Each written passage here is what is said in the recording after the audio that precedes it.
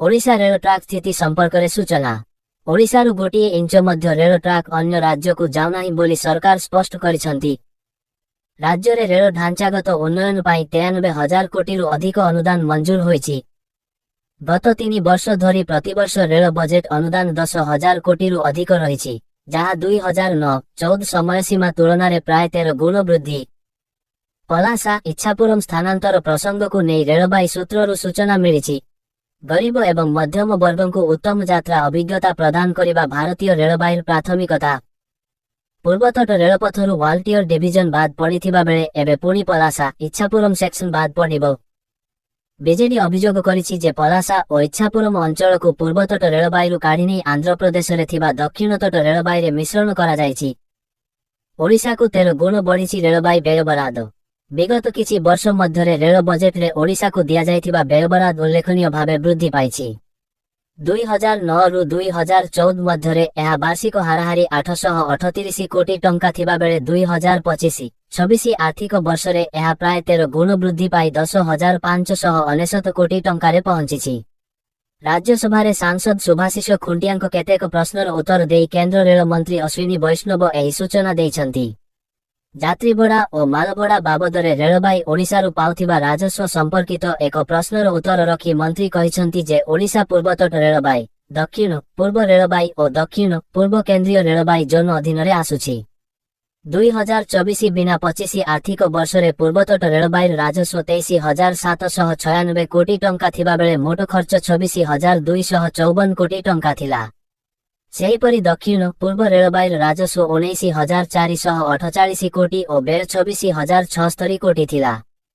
सेहीपरि दक्षिण पूर्व केंद्रीय रेलबाई मोट आय 20,931 कोटी और व्यय 20,941 कोटी टंका थिला।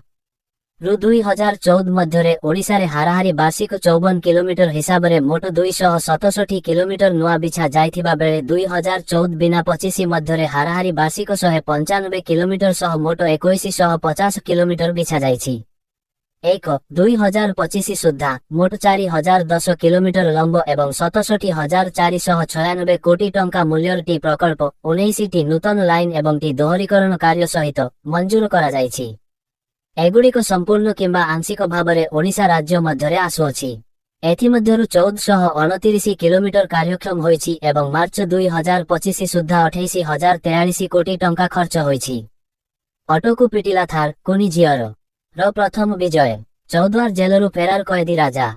ओडिशा रे संपूर्ण और निर्माणाधीन प्रकल्प। ओडिशा रे निकट रे संपूर्ण होइथिबा प्रकल्प गुड़िक हेला दैतारी बांसपाणी नुआ लाइन एवं जखपुरा हरिदासपुर तृतीय लाइन 179 की मी झारसुगुड़ा सारडेगा मध्य रे साइडिन नुआ लाइन 53 की मी हरिदासपुर पारादीप नुआ लाइन 82 की मी अनुगुल सुकिंदा नुआ लाइन 104 की मी चरंपा झारसुगुड़ा तृतीय लाइन 152 की मी संबलपुर टिटिलागढ़ दोहरीकरण 182 की मी राउरकेला झारसुगुड़ा तृतीय लाइन 101 की मी बांसपाणी दैतारी टमका जखपुरा दोहरीकरण 164 की मी संबलपुर तालचेर दोहरीकरण 174 की मी रायपुर टिटिलागढ़ दोहरीकरण 203 की मी झारसुगुड़ा सारडेगा दोहरीकरण 50 की मी खोर्धा रोड बलांगीर प्रकल्प खोर्धा रोड बलांगीर 301 किमी नुआ लाइन प्रकल्पर मोट व्यय अटकल 5,099 कोटी टंका थिबा बेले मार्च 2025 सुधा 4311 कोटी टंका व्यय होई सारिछि और 2025-26 आर्थिक वर्ष रे आउ 1938 कोटी टंका व्यय बराद करा जाइछि।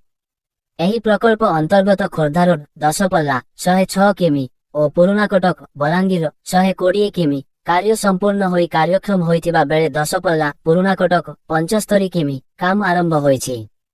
विद्युतीकरण रेलबाई रे रेल नेटवर्कर विद्युतीकरण एक मिशन मोडरे करा जाइछि।